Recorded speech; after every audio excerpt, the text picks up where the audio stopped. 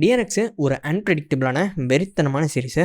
கண்டிப்பாக 2025 ஒரு best drama. சீரிஸோட மொத்த கதையும் ஒரு பிரேக் டவுனாக பார்த்துக்கலாம். புது வீடியோஸ்க்கு லைக் பண்ணி ஒரு கமெண்ட் பண்ணுங்க. சீரிஸில் முக்கியமான கேரக்டர்ஸ்னு பார்த்தீங்கன்னா 3 பேர் தாங்க. மைக்காஜின்னு, டூஹே, அப்புறம் ஜுன்சியோ. ஆரம்பத்தில் எல்லாமே ஸ்கூல் படிச்சுக்கிட்டு இருக்காங்க. சன்னின்ற ஒரு புது கேரக்டரையும் இன்ட்ரடியூஸ் பண்ணுறாங்க. எப்பவும் போல நம்ம தான் ஃபஸ்ட் ரேங்காக இருக்க போகிறோன்னு கான்ஃபிடென்ட்டாக போயிட்டு ரேங்கை பார்க்குறான். சன்னி செகண்ட் ரேங்க்னு போட்டிருக்கு. முதல் ரேங்க் யாரடான்னு பார்த்தா பைக்காஜின் மேலே கோவம் வருது. ஆனால் என்ன பண்ணுறது, வெளியே காமிச்சிக்க முடியல. பைக்காஜினை கொஞ்சம் நாளைக்கு நோட் பண்ண ஆரம்பிக்கிறான். ஏன்னா டீச்சர்கிட்டலாம் தனியாக பேசுகிற போல். எப்படியோ எல்லா டீச்சரும் கரெக்ட் பண்ணி ஃபஸ்ட் ரேங்க் வந்துட்டேன் அப்படின்னு சொல்லி கலாய்க்கிறான். இந்த படத்துலலாம் அடுத்தவங்க விஷயத்தில் தலையிடுறவங்க தான் ஃபஸ்ட்டாக செத்து போவாங்க. அந்த மாதிரி உனக்கு நடக்காதுன்னு நம்புறேன்னு பயங்கர வில்லத்தனமாக பேசுகிறான். பைக்காஜினே ஒரு சாதாரண பொண்ணு கிடையாது, இவ டோட்டலாகவே ஒரு சைக்கோ தான் புரிஞ்சுக்கிறான். ஜுன்சியோ சாப்பாடை வாங்கிட்டு பைக்காஜினை போய் மீட் பண்ணுறாரு. அப்போது சன்னியை வந்து நம்ம ஜுன்சியோ கிட்ட ஒரு லவ் லெட்டர் கொடுத்துருப்பாங்க. ஹே ஜுன்சியோ, அவன் உனக்கு ரிப்ளை பண்ண சொல்லியிருக்கானே, தன்னோட கைகளால் தானே ரிப்ளை எழுதுறான். அடுத்த நாள் சன்னியை லெட்டரை படித்து பார்க்குறா. இந்த ஸ்கூலில் இருக்க யாருக்குமே உனக்கு பிடிக்காது, எனக்கு மட்டும் எப்படி உனக்கு பிடிக்கும்னு நீ நம்புறேன்னு எழுதியிருக்க. அதை பார்த்துட்டு மனசு உடஞ்சு போகிறான். ஆனால் நம்ம தலைவர் என்ன சாதாரணமான ஆளா? போயிட்டு ஆஜினோட ஹேண்ட் ரைட்டிங்கை செக் பண்ணி பார்த்து இது எழுதுனது அவள் தான் கன்ஃபார்மாக நீ என்ன ரிப்ளை எழுதுறியா, உனக்கு என்ன அவ்வளோ திமுறான்னு சொல்லி ஒரு பக்கெட் ஃபுல்லாக தண்ணியை பிடிச்சி அப்படியே மேலே ஊத்துறா. இப்படியே அவங்க 2 பேருக்கும் பிரச்சனைகள் அதிகமாகுது. ஒரு கட்டத்தில் ஆஜின் நம்ம சன்னியை வான் பண்ணியிருப்பா. இங்கே பாரு, என் விஷயத்தில் நீ தலையிடாத, இல்லைனா நீ இழக்க வேண்டியது ரொம்ப பெருசாக இருக்கும்னு வான் பண்ணியிருப்பா. ஜுன்சியோ அப்புறம் டூஹே இவங்க 2 பேருமே நம்ம ஹீரோனுக்கு கார்டியன் மாதிரி தாங்க இருப்பாங்க. ஆஜினுக்கு எந்த பிரச்சனையுமே வரவிடாமல் பார்த்துப்பாங்க. சன்னியை நம்ம ஹீரோயினை தொல்லை பண்ணுறதை பார்த்துட்டு ஜுன்சியோ போயிட்டு சன்னியை கிட்ட, இனிமேல் நீ தான் என்னோட கேர்ள் ஃப்ரெண்டு, நம்ம 2 பேரும் டேட் பண்ணலான்னு சொல்லி பழக ஆரம்பிச்சிருப்பாரு. அப்புறம் டூஹே கேரக்டர் பற்றி சொல்லணும்னா ரொம்பவே கஷ்டப்படுற ஒரு குடும்பத்தை சேர்ந்தவர். கையில் கிடைக்கிற ஏர்பாட்ஸ்லாம் திருடி ஓரளவுக்கு அமௌண்ட் ரெடி பண்ணுவான். இந்த மாதிரி ஏர்பாட்ஸ்லாம் திருடுறதை நிப்பாட்டிட்டு நான் சொல்கிறத ஃபாலோ பண்ணேன்னு நம்ம ஹீரோயினும் டோஹேவும் ஒன்று சேர்ந்துருப்பாங்க. அண்ட் கடைசியாக ஆஜின் கேரக்டரை பற்றி சொல்லணும்னா தன்னோட அம்மா அப்பா 2 பேருமே ரொம்பவே மோசமான கேரக்டர். தன்னுடைய அம்மாவை சொந்த அப்பாவே காலி பண்ணிட்டு இவ கிடக்குறா, உனக்கு ஒரு புதுசான ஃப்ரெஷ்ஷான பணக்கார அம்மாவை இன்ட்ரடியூஸ் பண்ணுறேன்னு சொல்லி அந்த ஒரு மோசமான சைல்ட்ஹுட்டில் வளர்ந்ததுனால சின்ன வயசுலேயே சர்வே ஆகிறதுக்கு ஏற்ற மாதிரி அவங்க அடாப்ட் ஆகிருப்பாங்க. ரொம்ப ஒரு ஸ்மார்ட்டான கேரக்டர் தான் நம்ம ஹீரோயின் ஆஜி. இந்த சன்னியை நம்மளை ரொம்ப தொல்லை பண்ணுறா. இவ்வளோ கிளாஸை விட்டு எப்படியாவது ஒழிச்சு கட்டணும்னு முடிவு பண்ணுறா. கிளாஸ் ரூமில் டீச்சருக்காக எல்லாரும் பணம் கலெக்ட் பண்ணிட்டு பிடி பீரியடுக்கு போகிறாங்க. ஜுன்சியோ நம்ம 2 பேரும் தனியாக பேசலாம், நீ கிளாஸ் ரூமுக்கு வந்துருன்னு சொல்லியிருப்பாரு. போய் பார்த்தா அந்த இடத்துல ஜுன்சியோ ஆளக்கானா. அண்ட் கிளாஸ் வழக்கம் போல் ஸ்டார்ட் ஆகும்போது அவங்க கலெக்ட் பண்ணி வச்சிருந்த பணம் காணாமல் போயிருக்கு. இந்த டூஹே இருக்கான் பார்த்தீங்களா, அவன் சன்னியை பார்த்து, கிளாஸில் யாருமே இல்லாதப்போ நீ தான் இங்கே ஃபஸ்ட்டாக வந்திருந்த, அப்போ நீ தான் கண்டிப்பாக பணத்தை எடுத்துருப்ப, ஒழுங்கு மரியாதை எடுத்து கொடுத்துருன்னு சொல்கிறான். ஏன்னா உளர்ற, நான் எதுக்காக பணத்தை எடுக்கணும்னு கேட்கும்போது ஆஜின் மேலே தண்ணியை ஊற்றுன, அவள் சாப்பிடும்போது பாலை ஊற்றுற, அவகிட்ட கெட்ட வார்த்தையில் பேசுகிற, இப்போது டீச்சருக்காக கலெக்ட் பண்ணி வச்சிருந்த பணத்தை திருடி வச்சிருக்க ஒரு சீப்பான பொண்ணு தான் நீ அப்படின்னு கிளாஸில் எல்லாம் முன்னாடியும் சனியை பார்த்து கத்துறான். ப்ரூஃபுக்காக லாக்கரை போயிட்டு ஒரே திறந்து பார்த்தா உள்ளே அந்த பணமுமே இருக்குது. அவ்வளோதான், நடக்கிற எல்லாத்தையுமே கிளாஸ் பசங்க வீடியோவாக ரெக்கார்ட் பண்ணிட்டு இருக்காங்க. இவளுக்கு என்ன பண்ணுறதுன்னு தெரில. இங்கே நடக்கிற எல்லாத்துக்கும் காரணம் இவ தான், இந்த ஆஜின்னு. இவ ஆளே இல்லாதப்போ டீச்சர்கிட்ட தனியாக ட்ரூவில் வருதுன்னு தப்பாக பேசிக்கிட்டு இருந்தா அப்படின்னு ஆஜின் மேலே பழி சுமத்துவான். அங்கேருந்த ஸ்டாஃப் வந்து நம்ம சன்னியை கண்ணத்திலே பலார்னு அறையிறாங்க. சன்னியை என்னை தப்பாக புரிஞ்சுக்கிட்டா அந்த இங்கிலீஷ் டீச்சர் என்னைய ட்ரூலவுன்ற ஒரு கன்சல்டேஷனுக்கு தான் போக சொன்னார்னு சொல்ல, அவ்வளோதான் நம்ம சன்னியோட மொத்த இமேஜுமே டேமேஜ் ஆகுது. அந்த வீடியோவுமே பயங்கரமாக வைரல் ஆகுது. நியூஸ் சேனல் இன்டர்நெட்டுன்னு அந்த வீடியோவை பயங்கரமாக நம்ம டூஹே பார்த்தீங்கன்னா வைரல் ஆக்குறான். நாட்கள் ஓடுது. நம்ம ஹீரோயினுடைய அந்த டாக்ஸிக்கான அப்பா மறுபடியும் ரிட்டர்ன் ஆகுறாரு. மாதம் எனக்கு கரெக்டாக பணத்தை கொடுத்துருன்னு பயங்கரமாக டார்ச்சர் பண்ணி பணத்தை வசூல் பண்ணுறாரு. அண்ட் ஒரு கட்டத்தில் ஆஜினை பயங்கரமாக அடித்து தாக்கியிருப்பாரு. அவங்க மயக்கமே போட்டுருவாங்க. ஹாஸ்பிட்டலில் அட்மிட் ஆயிருப்பாங்க. இவங்களுக்கு லா காலேஜில் படிக்கணுன்றது ரொம்பவே ஆசை. இவங்க தான் டாப்பராகவும் வந்திருப்பாங்க. பட் என்ன பண்ணுறது, காலேஜுக்கு கவுன்சிலிங் போடுற டயத்தில் கரெக்டாக இவங்க ஹாஸ்பிட்டலில் அட்மிட் ஆனதுனால அந்த கவுன்சிலிங் டேட்டுமே மிஸ் ஆகிடும். அவ்வளோதான், நம்ம ஆஜினோட கரியர் கம்ப்ளீட்டாக கொலாப்ஸ் ஆகுது. இவங்களுக்கு தான் அந்த நிலமைன்னு பார்த்தா அந்த பக்கம் டூஹே இதை விட மோசமான நிலமை. டூஹேக்கு ஒரு குட்டி தம்பி இருக்கான், கூடவே ஒரு ஆல்கஹாலிக் அப்பாவும் இருக்காரு. போதையில் என்ன பண்ணுறோன்னு தெரியாமல் தன்னுடைய தம்பியை கத்தியால் குத்த போகிறாரு. டூஹே அதை தடுக்கிறதுக்கு எவ்வளோ முயற்சி பண்ணுறான். பட் ஆக்சிடென்டலி அந்த கத்தி தன்னுடைய அப்பாவே குத்திடுது. தன்னுடைய சொந்த அப்பா இறந்துட்டாருன்னு பயங்கரமாக மனசு உடஞ்சு போகிறான். அவன் தம்பிக்கின்னு இருக்கிறதே அவன் ஒருத்தன் தான். அவனை பார்த்துக்கிறதுக்காக அவனோட ஆன்டி கிட்ட ஒப்படைச்சிட்டு இவனுமே ஜெயிலுக்கு போகிறான். போகிறதுக்கு முன்னாடி ஆஜின் கிட்ட ஃபோன் கால் பேசியிருப்பான். என்னெல்லாம் பண்ணணும் இதெல்லாம் பண்ணக்கூடாதுன்னு ஆஜின் அவனுக்கு அட்வைஸ்மே பண்ணியிருப்பாங்க. ப்ரெசென்ட்டுக்கு வருவோம். நம்ம ஆஜின் ஒரு கேஃபில் தான் ஒர்க் பண்ணுறாங்க. இவங்க ஏழ்மையாக இருந்தாலும் பார்க்குறதுக்கு செம்ம அழகாக இருக்காங்க. இவங்களுடைய 1-2 ஃபோட்டோ சோசியல் மீடியா லீக் ஆகி பயங்கரமாக வைரல் ஆகுது. அந்த ஃபோட்டோவை பார்த்த ஒரு ப்ரொடக்ஷன் கம்பெனி, நீ சினிமாவுக்கு வந்துட்டு உன்னோட கரியர் மிக பெருசாக இம்ப்ரூவ் ஆகும்னு கேட்டு பார்க்குறாங்க. ஆஜினத்துக்கு மாட்டேன்னு சொல்லிடுறாங்க. ஏன்னா இவங்களுக்கு இப்போ ஒரு வேலை பெண்டிங் இருக்குது. மிஸ்டர் சோன்ற ஒரு கேரக்டர் இன்ட்ரோடியூஸ் பண்ணுறாங்க. இவர் தான் இந்த கேஃபோட பாஸ். ஒரு பயங்கரமான பேஸ்பால் பிளேயரு. இன்ஜுரினால இப்போதைக்கு பிரேக்கில் இருக்காரு. இவருமே ஒரு மோசமான கேரக்டரு. நம்ம ஆஜின் கிட்ட அட்வான்டேஜ் எடுத்து பாருன்னா யோசிப்பீங்க. பட் அதுக்கு ஆப்போசிட்டாக தங்கமான மனுஷனாக இருக்காரு. ஆஜினை நல்லா பார்த்துக்கிறாரு. இந்த பக்கம் ஆஜின் ஜுன்சியோ கிட்ட என்னோட அப்பாவை நீ எனக்காக கொள்றியான்னு இன்டெரக்டாக ரெக்வஸ்ட் பண்ணியிருப்பாங்க. இவனும் தன்னுடைய அப்பாவை பயங்கரமாக அடித்து காலி பண்ணுறான். சண்டையில் அவர் மயக்கம் போட ஒரு கல் எடுத்து ஜுன்சியோ அவரை கொல்றதுக்கு முடிவு பண்ணுறான். பாதிலேயே தயக்கத்தோடு நிப்பாட்டுறான். ஒருத்தரை கொல்றதுக்கு அவனுக்கு மனசு வரல. அடுத்தபடியாக ஒரு ஸ்டாக்கரு நம்ம ஹீரோனை தொல்லை பண்ணுவான், பயங்கரமாக ஃபாலோ பண்ணுவான். அவன் பார்க்குறதுக்கு தலையில் ஒரு ஹூடியுமே எப்போவுமே போட்டிருப்பான். உனக்கு ஏதாவது பிரச்சனைனா நீ என்கிட்ட தயங்காமல் சொல்லலாம், நம்ம எல்லாமே ஒரே ஃபேமிலி, நான் ஓரளவுக்கு ஸ்ட்ரென்த்தானால தான் நீ என்னை யூஸ் பண்ணிக்கன்னு மிஸ்டர் சோய் அந்த கேஃபோட பாஸ் சொல்கிறாரு. அவ்வளோதான், இந்த இடத்துல நம்ம ஆஜினுடைய மாஸ்டர் பிளான் ஆரம்பிக்குது. உங்களுக்கு காசு தானப்பா வேணும், வீட்டுக்கு வாங்கன்னு சொல்லி ஒரு ஹூடியை கிஃப்டாக கொடுத்து தலையில் போட்டுக்க சொல்கிறான். இவங்க அப்பாவுக்கு ஒன்றுமே புரியல, என்னன்னா அவன் நம்மக்கிட்ட திடீர்னு பாசமாக பேசுகிறான்னு ஆச்சரியத்தோடு இருக்காரு. பேசிக்கிட்டே தலையில் அந்த ஹூடியுமே மாட்டி விட்றா. கொஞ்ச நாளைக்கு முன்னாடி தான் மிஸ்டர் சோய் அந்த ஸ்டாக்கை மறுபடியும் அவனை ஃபாலோ பண்ணனா இந்த பேட்டை ஒரு வெப்பனை யூஸ் பண்ணிக்கணும் கதவுக்கு முன்னாடி வச்சுட்டு போயிருப்பாரு. எனிவேஸ் ஆஜின் அவங்களோட அப்பாவை பார்த்து பணம் தானே இப்போ வேணும், இதோ எடுத்துகிட்டு வரேன்னு சொல்லி பணத்தை கொடுக்காம பயங்கரமாக டிசப்பாயிண்ட் பண்ணுறான். அவனுக்கு பயங்கரமான கோவம். நம்ம அவனுக்கு என்னை பற்றி புரியலன்னு அடின்னு அடிக்கிறான். அடி வாங்கும் போது சோய் கிட்ட சீக்கிரமாக வீட்டுக்கு வாங்கன்னு ஒரு மெசேஜுமே போட்டிருப்பாங்க. சோய் பதட்டத்தோட காரில் வந்துக்கிட்டு இருக்காரு. இந்த பக்கம் ஆஜினை போட்டு அவங்க அப்பா பயங்கரமாக தாக்குறாரு. வீட்டுக்கு வந்து மிஸ்டர் சோய் அவங்க அப்பாவை தள்ளி விட அவன் ஒரு கத்தி எடுத்து குத்துறதுக்கு வரான். சோயோட பாயிண்ட் ஆஃப் வியூவில் இவன் தான் அந்த ஸ்டாக்கரு, தன்னுடைய அப்பான்னு தெரியாது. டிஃபென்ஸுக்காக அந்த பேட் எடுத்து தலையிலே அடிக்கிறாரு. தன்னுடைய அப்பா பயங்கர ரத்த காயத்தோட மயக்கம் போட்டு விழுகிறாரு. இவர் தான் என்னுடைய அப்பான்னு சொல்ல சோய்க்கு ஒன்றுமே புரியல. போலீஸ்க்கு கால் பண்ணுறாரு. போலீஸ்லாம் கூப்பிடாதீங்க, என்னால் உங்கள் லைஃப் கம்ப்ளீட்டாக ஸ்பாயில் ஆயிரும், இங்கேருந்து கிளம்பி போயிருங்கன்னு சொல்ல பயங்கர பதட்டத்தில் இவருமே அந்த இடத்த விட்டு காலி பண்ணி போகிறாரு. அடுத்த நாள் இன்வெஸ்டிகேஷன் நடக்குது. சோய் தான் கில்லர்னு முடிவு பண்ணியிருக்காங்க. அண்ட் ஆஜினுக்கு அகைன்ஸ்டாக ஒரு எவிடன்ஸ் கிடச்ச உடனே இவன் தான் கொண்டிருக்கான்னு முடிவு பண்ணி இவளை ஜெயிலுமே போடுறாங்க. கூட சீக்கிரமே ஆஜினை ஜெயிலேருந்து ரிலீஸ் பண்ணுறாங்க. என்னன்னு பார்த்தா இவங்களுடைய ஒன் சைடில் ஒரு ஜென்சியோ உள்ளே புந்து மொத்த கேமே மாற்றுறாரு. அந்த பேட்டை வச்சு சோய் அடி அடிச்சுட்டு கிளம்பிட்டாரு. பட் மிச்சம் இந்த அடிகளை நான் தான் அடித்தேன், ஆஜின் மயக்கம் போட்டுருந்தாருன்னு சொல்கிறாரு. என்னன்னு பார்த்தா இவர் அந்த ஸ்பாட்டுக்கு போயிட்டு எவிடன்ஸ் எல்லாத்தையுமே கிளியர் பண்ணியிருப்பாரு. ஆஜினுடைய ஃபிங்கர் பிரிண்ட் எல்லாத்தையும் அழிச்சிட்டு இவருடைய ஃபிங்கர் பிரிண்ட்டை வச்சிருப்பாரு.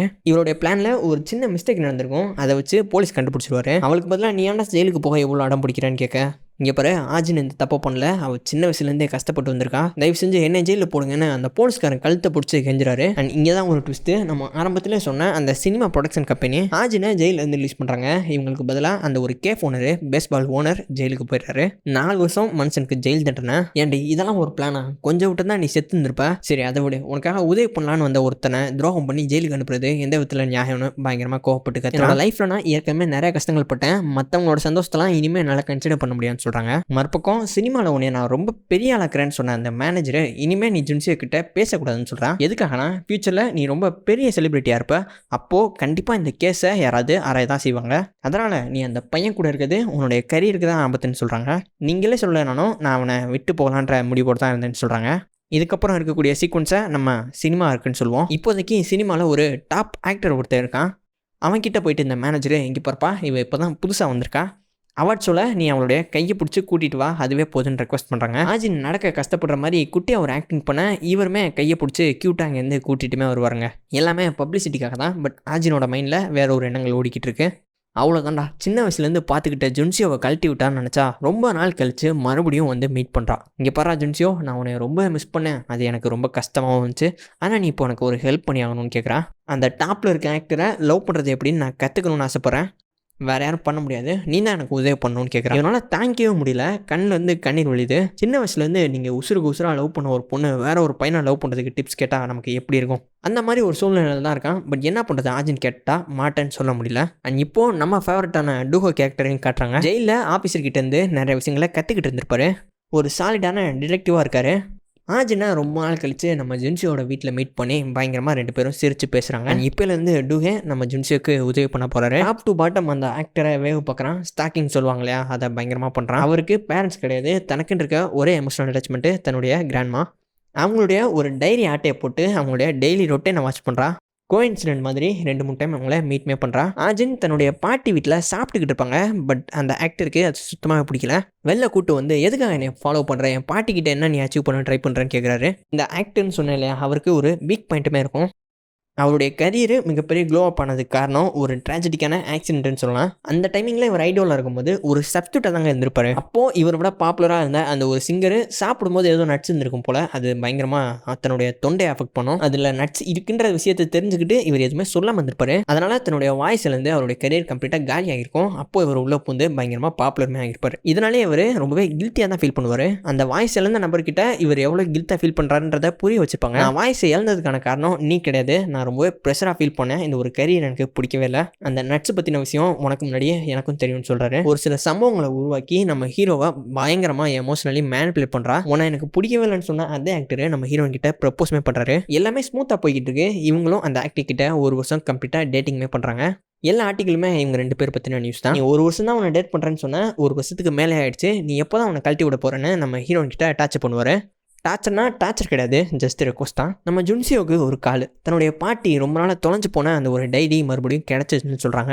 அவ்வளோதான், நம்ம ஆஜினுக்கு தூக்கி வாரி போட்டுது. ஏன்னா அந்த டைரி இருக்கதே தன்னுடைய வீட்டில் தான். லைஃப்பில் ஃபஸ்ட் டைமாக அந்த பாட்டிக்கிட்ட தான் நம்ம ஆஜினு கொஞ்சம் பாசமாக பழகிருப்பாங்க.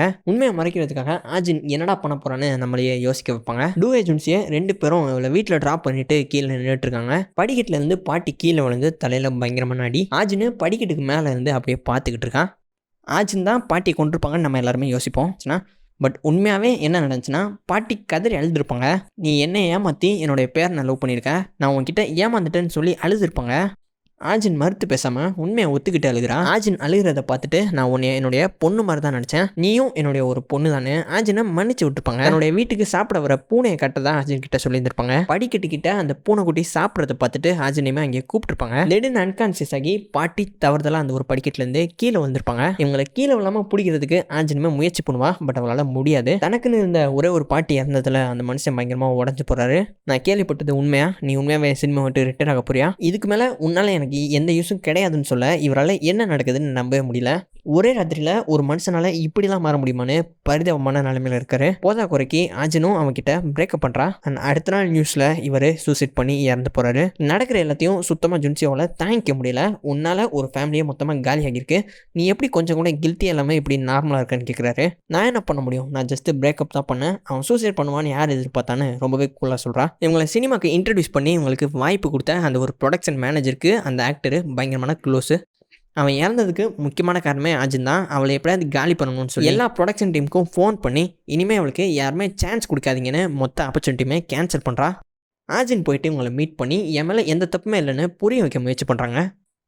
ஆஜின் காலில் விழ போகும்போது நீலாம் காலில் விழுந்தாலும் பத்தாது, இப்படியே இங்கேருந்து விழுந்து சாகுன்னு சொல்கிறாங்க. நம்ம நினச்சது ஒன்று நடந்தது ஒன்றா இருக்குன்னு பயங்கர கோபத்தோட காரை ஓட்டிட்டு ஆஜின் அங்கேருந்து கிளம்பி போகிறாங்க. சீரிஸோட எண்டிங்கை இங்கேருந்து தான் ஆரம்பிக்கிறாங்க. அண்ட் அதுக்கு முன்னாடி சப்போர்ட் பண்ணுற விதமாக லைக் அண்ட் சப்ஸ்கிரைப் பண்ணி உங்களுடைய ஃபேவரட் கண்டென்ட்டை கமெண்ட் பண்ணுங்கள். டிஆர்எக்ஸ் சீரிஸு எண்டிங் யாருமே எதிர்பார்க்கல. சீரிஸை ரொம்பவே சர்ப்ரைசிங்காக முடிச்சுட்டாங்க. எண்டிங்கை பற்றி பேசுவோம். இவங்களுடைய சினிமா கரியர் ஒரு மிகப்பெரிய டவுன்ஃபாலை நோக்கி போகும்போது ஒரு கம்பெனி ஓனரை மேனேஜ் பண்ணி மறுபடியும் சினிமாக்குள்ளே என்ட்ரு ஆகியிருப்பாங்க. அப்போ தான் தெரிய வருது இவங்களுடைய ஹஸ்பண்டே ஒரு மிகப்பெரிய சைக்கோ தான்.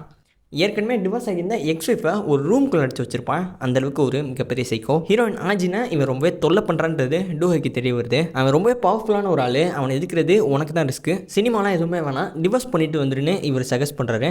இதுக்கு மேலே என்னால் சினிமா விட்டு வர முடியாது, நீ அவனுக்கு அகைன்ஸ்டாக எவிடன்ஸை கலெக்ட் பண்ணுன்னு சொல்லியிருப்பாங்க.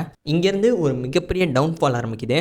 ஹீரோயின் ஆஜின் லைஃப்பில் அவங்களுக்கு சப்போர்ட்டாக இருக்குது 2 பேர் தான், ஒன்று ஜுன்சியோ அப்புறம் டூஹே. இவன் நமக்கு தொல்லை கொடுக்குறான்னு தெரிஞ்சதுக்கப்புறம் அந்த சிஓ சைக்கோ டூஹே அவன் காலி பண்ணுறதுக்காக ஆளுங்களை அனுப்பிச்சுட்றான். அவங்களுமே அவனை அடித்து போட்டு கொண்டுடுறாங்க. அவனுடைய லைஃபு ரிஸ்கில் இருக்குன்னு தெரிஞ்சதுக்கப்புறம் ஏற்கனவே அவனுடைய வீட்டுக்கு முன்னாடி கேமரா செட் பண்ணியிருப்பாரு. ஜுன்சியோ நடந்த எல்லாத்தையும் அந்த வீடியோ வழியாக பார்த்ததுக்கப்புறம் வீட்டுக்கு போய் நேராகவே அந்த சைக்கோவை மிரட்டிட்டு வந்திருப்பான். சீரிஸ் ஆரம்பத்துலேருந்தே காமிச்சிருப்பாங்க. ஜுன்சியோ என்னதான் பைத்தியக்காரத்தனமாக ஹீரோனுக்கு சப்போர்ட் பண்ணாலும் அவர் ரொம்ப நல்லவர், மற்றவங்கள ஹர்ட் பண்ணுறது அவருக்கு சுத்தமாகவே பிடிக்காது. ஸோ உதாரணத்துக்கு அந்த கேஃபோனை ஜெயிலுக்கு போனதுக்கு கோவப்பட்டு கேள்வி கேட்டிருப்பாரு. ஆஜின் பாதிக்கப்பட்டதுக்கு தன்னோட அம்மாவுமே ஒரு வகையில் காரணம்னு சொல்லி தான் அவங்களுக்கு லைஃப் ஃபுல்லாகவே சப்போர்ட் வந்திருப்பாரு. பட் ஆஜினால் இவ்வளோ பேர் பாதிக்கப்படுறது இவருக்கு சுத்தமாகவே பிடிக்கல. இது எல்லாத்தையும் நிறுத்திட்டு இதுக்கப்புறம் நீ யாருக்காகவும் பழி வாங்க வேணாம், நிறைய பேர் பாதிக்கப்பட்டாங்கன்னு எல்லாத்தையுமே நிறுத்த சொல்கிறாரு. என்னால் இதை நிறுத்த முடியாதுன்னு ஆஜின் காலை கட் பண்ணியிருப்பாங்க. இத்தனை நாள் ஆக்டிங்காக கஷ்டப்பட்டதுக்கப்புறம் ஒரு மிகப்பெரிய அவார்ட் சொல்ல இவங்களுக்கு அவார்டை ப்ரெசென்ட் பண்ணுறாங்க. அந்த ஒரு அவார்ட் ஸ்பீச்சில் பயங்கரமாக சென்டிமெண்ட்டாக பேசி ஒரு சிம்பத்தியை கிரியேட் பண்ண ட்ரை பண்ணிட்டு இருப்பாங்க. அப்படியே அந்த பக்கம் ஆஜின் நம்மளோட லைஃப்பில் பண்ண எல்லாமே டெலிகாஸ்ட் ஆகிட்டு இருக்கு. ஸ்கூல் படிக்கும்போது இவங்களால ஒரு பொண்ணு எப்படி பாதிக்கப்பட்டாங்க, ஆஜினுடைய அப்பா எப்படி இறந்தாருன்னு எல்லாமே டெலிகாஸ்ட் ஆகுது. ஸோ இதெல்லாம் சொல்கிறது யாருன்னு பார்த்தா வேறு யாருக்கும் கிடையாது. இதுக்கு மேலே யாரும் பாதிக்கப்படக்கூடாதுன்னு ஜுன்சியோ எல்லாத்தையுமே சொல்கிறாரு. பயங்கரமாக வெக்ஸ் ஆகி அந்த ஒரு ட்ரெஸ்ஸோட வேகமாக நடந்து போகிறாங்க. ஜுன்சியோ இவங்களுக்காக காரில் வெயிட் பண்ணிட்டு இருக்காரு. எதுவுமே பேசாமல் அந்த ஒரு கார்லேயுமே ஏறி போகிறாங்க. மனுஷங்களே இல்லாத இடத்துக்கு கூப்பிட்டு போன்னு சொல்ல இவருமே காரை ஓட்டிகிட்டு போகிறாரு. ஃபைனலி ஆஜின் கிட்ட தன்னுடைய காதலை சொல்கிறாரு. ப்ரப்போஸ் பண்ணது மட்டும் இல்லாமல் பயங்கர வேகமாக காரை ஓட்டிகிட்டு போய் மலை மேலேருந்து அப்படியே காரை கிராஷ் பண்ணுறாரு. 2 பேருமே இறந்துட்டாங்கன்னு நினைக்கும் போது ஆஜின் அதுலேருந்து தப்பிச்சிடுறாங்க. காரை விட்டு வெளியே வரும்போது ஜுன்சியோ அவங்களோட கையை பிடிச்சிருப்பாரு.